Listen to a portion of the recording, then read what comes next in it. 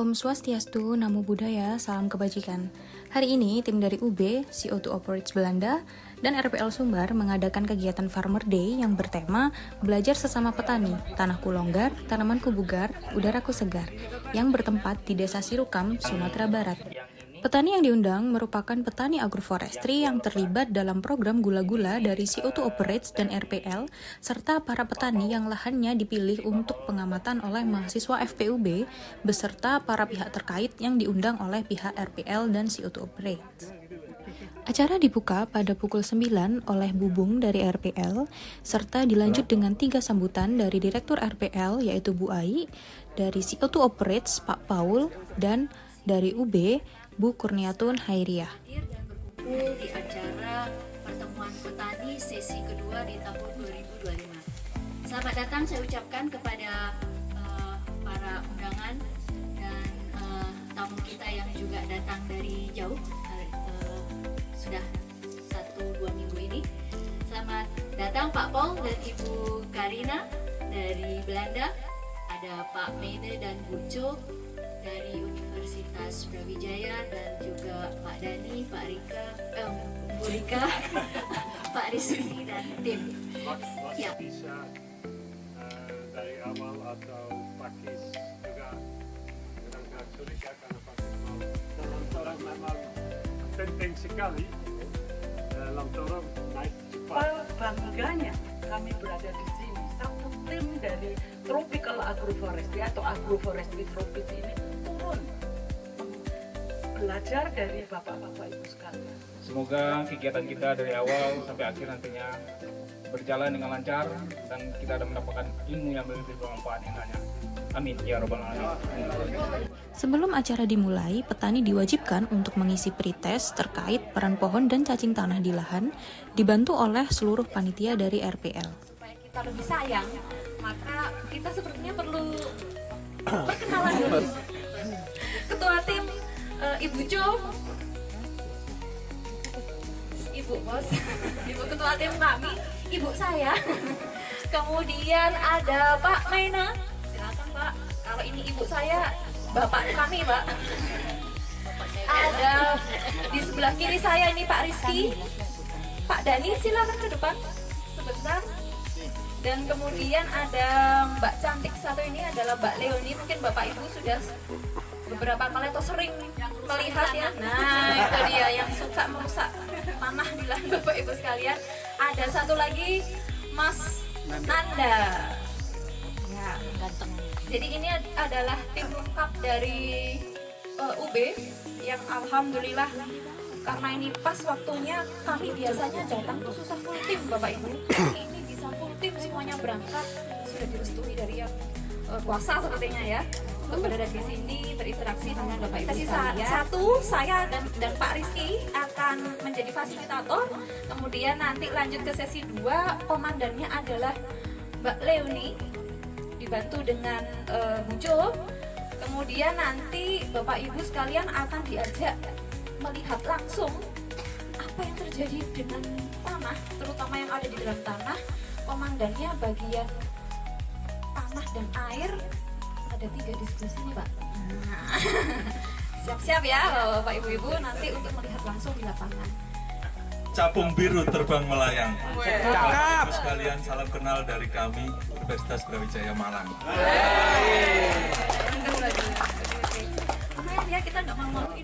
Setelah perkenalan dari tim Universitas Brawijaya, kita masuk ke sesi 1 mengenai peran dan jasa lingkungan pohon yang dipaparkan oleh Dr. Rika Ratnasari dan Rizky Maulana Ishak yang dilakukan secara interaktif. Ini ya, unsur hara ini ya.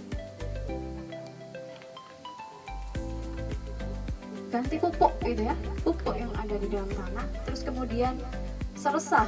Apa tadi Bang Bung? Bahasa minum saruk-saruk. Ya, saruk-saruk. Terus kemudian ada daun. Aja pertanyaannya adalah bagaimana supaya tanahku menjadi longgar, kan begitu nggak Bapak Ibu? RPL tanah apa?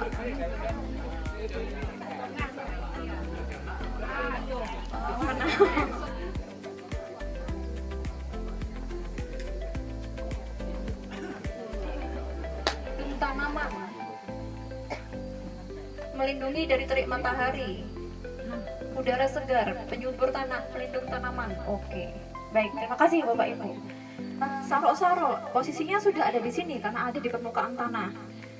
Ada juga sebenarnya tanamannya, kalau kita campur di dalam satu lahan, ada pohon, ada kopi, kemudian biasanya kalau di Jawa itu banyak nanam jahe, Bapak Ibu. Ya, digunakan juga untuk tanaman toga. Biasanya ibu-ibu PKK ini wah paling tahu sekali ya tentang ini. Lihat tadi sudah ada oksigen udara ya. Kalau kita kategorikan itu menjadi 4 manfaat Bapak Ibu ya. Biasanya agak lama pupuknya.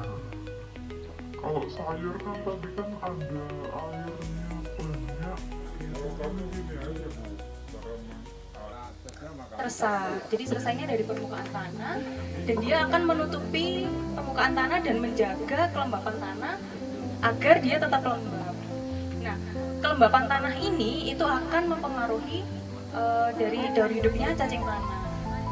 Nah, kalau Bapak Ibu sendiri di sini tahu nggak hancurnya sersah ini tuh lambat atau cepat? Sesi 2 dipaparkan penjelasan mengenai dekomposisi sersah dan kualitasnya melalui peragaan poster serta demonstrasi panjang liang cacing. Panjang liang cacing akan semakin besar dengan semakin beragamnya masukan sersah, daripada hanya sersah kopi dan lamtoro saja atau sersah kopi tunggal. Kemudian acara dilanjutkan dengan sesi tanya jawab oleh petani. Kandungan kualitas sersahnya. Jadi kalau daunnya ini itu memiliki kandungan ada C organik, kemudian ada kandungan nitrogennya, kemudian lignin dan juga polifenol, itu mempengaruhi kecepatan dekomposisinya. Nah, kalau kopi ternyata jawaban Bapak Ibu benar sekali. Kalau kopi ini dekomposisinya lama. Kemudian yang lamtoro dan gamal ini termasuk cepat. Kemudian kalau alpukat ternyata sedang Bapak Ibu ya. Ternyata nggak terlalu lama, nggak terlalu cepat juga. Kemudian durian dia lama. Kemudian sayuran ini cepat Bapak Ibu. Iya. Kemudian kalau yang campuran ternyata lama Bu. Iya lama ternyata. Salah ya.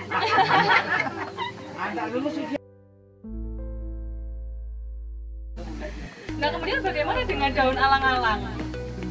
Alang-alang ternyata di sini tuh dekomposisinya lama.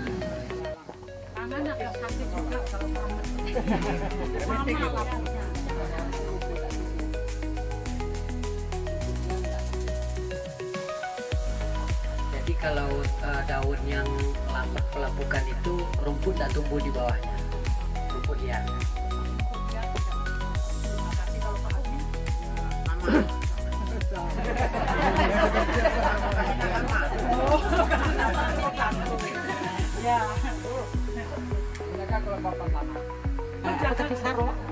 Sarok ini tadi sudah diorat-arit, buang-buang ke atas, ada yang ke samping. Dalam kos-kosan ini, jadi di sebelah sini itu tanpa cacing Bapak Ibu.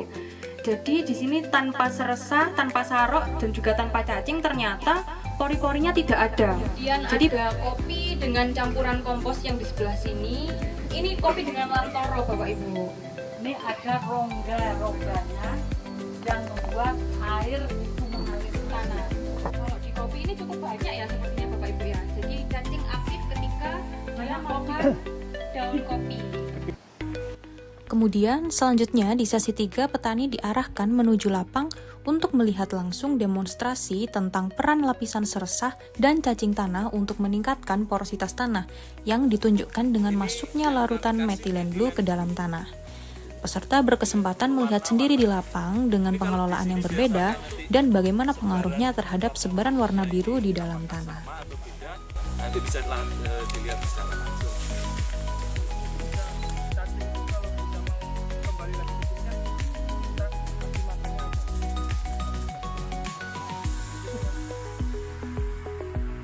Kemudian tadi dijelaskan juga di awal kalau adanya sersah di permukaan tanah itu kan taruh di dalam di permukaan tanah itu kan bisa membantu melindungi tanah supaya tidak terjadi erosi gitu. Apakah itu benar? Nanti kita coba buktikan.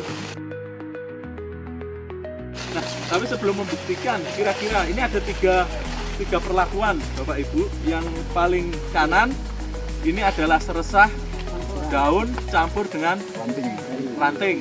Yang tengah ini hanya daun, yang kiri nanti kita juga akan lihat mana yang paling bersih, mana yang paling kotor.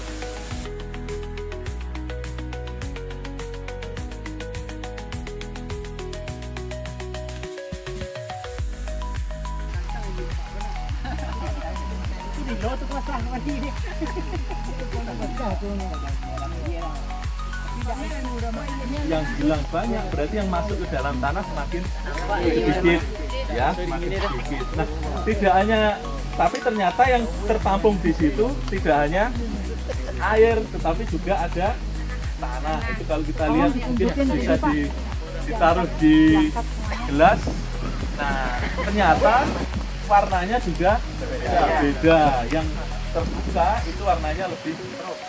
Kenapa kok dia lebih keruh? Jaringannya nggak ada. Program RPL ini dapat menyambung ekonomi kami. Mudah-mudahan di masa yang akan datang, alhamdulillah untuk sekarang kopi kami sudah mulai memberi hasil. Mudah-mudahan 1 tahun lagi kita bisa panen raya di Paninjauan. Sebelumnya kami betul-betul belum tahu apa manfaatnya cacing yang ada dalam tanah ini. Dengan adanya sosialisasi dari RPL, sungguh banyak mendapatkan ilmu yang kami dapat hari ini. Mudah-mudahan bisa kami aplikasikan di lahan kami masing-masing di Negari Paninjauan khususnya. Semoga bermanfaat untuk orang banyak. Yang dapat kami pahami bahwasanya tanah yang suasana tanah seperti suasana agroforestry, kalau kita contohkan seperti tanah yang berada di hutan, ya kan, itu akan mendapatkan kesuburan tanah yang maksimal bagi tanaman. Mungkin itu yang dapat kami pahami. Sekian, terima kasih. Demikianlah untuk hari ini, cukup memuaskan ilmu yang kami dapatkan. Alhamdulillah bisa kami serap dan kami aplikasikan. Sekali lagi terima kasih RPL, juga Universitas Brawijaya. Assalamualaikum warahmatullahi wabarakatuh. Luar biasa, saya mengucap alhamdulillah bahwa acara tabung lapang di sini di RPL luar biasa, sangat memperoleh sangat antusias respon dari petani. Dari acara yang kita selenggarakan ini berawal dari niat petani untuk mengaktifkan, memproduktifkan kembali lahannya dari lahan alang-alang menjadi lahan agroforestry berbasis kopi. Berkat dukungan dan bimbingan dan pendampingan dari teman-teman dari RPL dan CO2 Operate dari Belanda, tim Brawijaya membantu dalam hal pemahaman apa sebenarnya yang diperoleh dari sistem campuran ini, sistem agroforestry yang diperoleh yang petani tidak hanya memperoleh keuntungan dari ekonominya saja, tapi dari lingkungannya. Nah, dari lingkungan ini tidak hanya di bagian atas hanya karbon saja. Kami dari Brawijaya bekerja dengan teman-teman dari RPL ini beyond the carbon. Nah, dari karbon ini tadi kami melihat pada kehidupan dan kehidupan organisme tanah, terutama berkaitan dengan kesehatan tanah. Hari ini petani banyak antusias dengan masalah kesehatan tanah yang jarang disentuh. Selama ini masih terfokus pada keanekaragaman di atas, dan pada pagi ini mereka belajar tentang cacing tanah. Untuk apa sebenarnya cacing tanah? Dan ternyata cacing tanah itu tidak hanya cacing A, B, C, banyak macamnya. Kalau sudah tahu jumlah cacing tanah, rapatannya, dan keanekaragamannya, so what? Untuk apa ini semua? Kita lanjut lagi dengan sesi berikutnya melihat dari fungsi cacing tanah yang meningkat akibat aneka ragam pohon yang ditanam dan masukan bahan organik yang tinggi. Ini menstimulir kerapatan cacing tanah semakin aktif, porositasnya semakin meningkat, dan disinilah kesehatan tanah tidak hanya difokuskan pada jumlah jenis dan organisme, tapi pada konteks berikutnya air. Di daerah pegunungan, air adalah masalah yang penting juga. Dengan demikian, keanekaragaman cacing ini tadi tidak hanya membantu dalam dekomposisi seresah, tapi juga meningkatkan, menggemburkan tanahnya longgar, tanamannya bugar, kemudian di sini lingkungannya segar. Kegiatan ini didanai, disponsori oleh CO2 Operates bersama-sama dengan teman-teman RPL dan dari hibah penelitian dan pengabdian pada masyarakat. Semoga bermanfaat tidak hanya bagi pendidikan di perguruan tinggi, tapi juga bagi masyarakat dan bermanfaat juga bagi masyarakat di luar kampus. Sekian, semoga kita bisa berjumpa di lain kesempatan. Wassalamualaikum warahmatullahi wabarakatuh.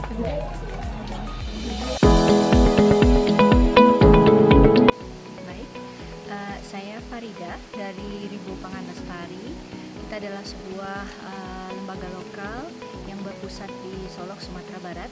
Saat ini kami bekerja sama dengan Gula-Gula Forest Program di Belanda untuk bersama-sama mencoba melakukan rehabilitasi lahan berbasis agroforestry untuk meningkatkan juga selain fungsi ekologis dan juga nilai tambah ekonomi bagi petani, khususnya saat ini di Sumatera Barat. Saat ini kami sudah memiliki program sekitar lebih kurang 360 hektar yang menggunakan merehabilitasi lahan-lahan menggunakan sistem agroforestry. Ada agroforestry-nya yang berbasis kopi, kulit manis, ada juga yang berbasis cengkeh dan juga tanaman-tanaman lain. Saat ini petani yang sudah bergabung dalam program itu lebih kurang ada 300-an petani di Kabupaten Solok dan juga di Kabupaten Pesisir Selatan Sumatera Barat. Yang kami lakukan adalah mencoba memproduktifkan kembali lahan-lahan yang tadinya berupa alang-alang dan semak belukar, kemudian ditanam dengan berbagai jenis tanaman agroforestry, baik yang berupa tanaman pohon kayu ataupun pohon buah-buahan, dan juga kemudian mendampingi petani setiap waktu serta melakukan pendampingan untuk agar petani bisa menjaga tanaman dengan baik. Nah, diharapkan juga dari produk-produk agroforestry yang kami hasilkan itu bisa membantu meningkatkan nilai ekonomi petani seperti kopi, kulit manis dan lainnya. Terutama untuk kopi kita coba bekerja sama dengan Gula-Gula untuk coba membeli produk kopi dari petani dan dikirim ke Gula-Gula di Belanda.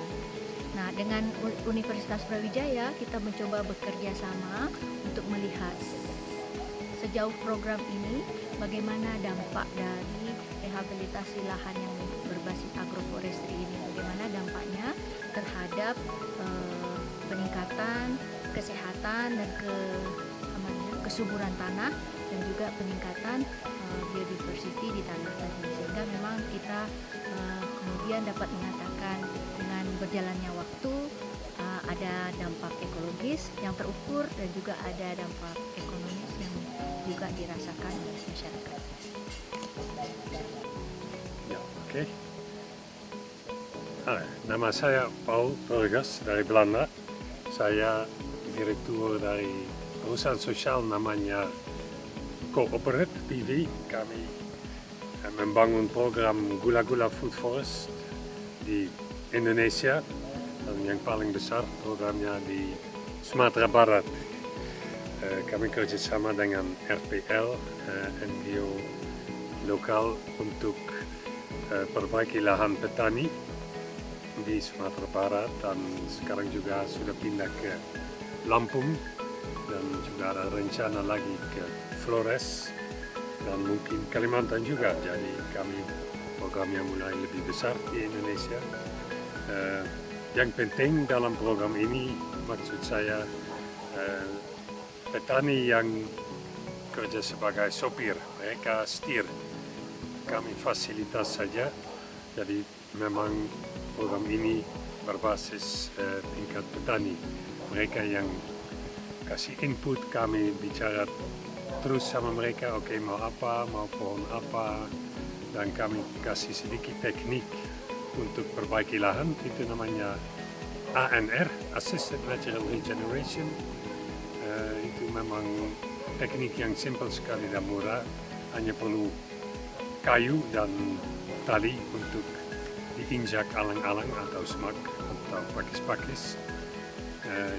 Itu saja, dan sesudah 2-3 kali diinjak biasanya alang-alang sudah hampir hilang, dan juga alang-alang sudah masuk ke tanah, jadi tanah lebih subur.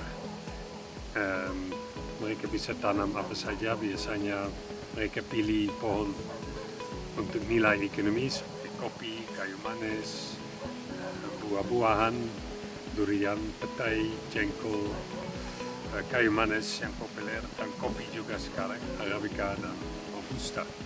Itu dicampur dalam 1 hektar, rata-rata ada 6 pohon yang lain.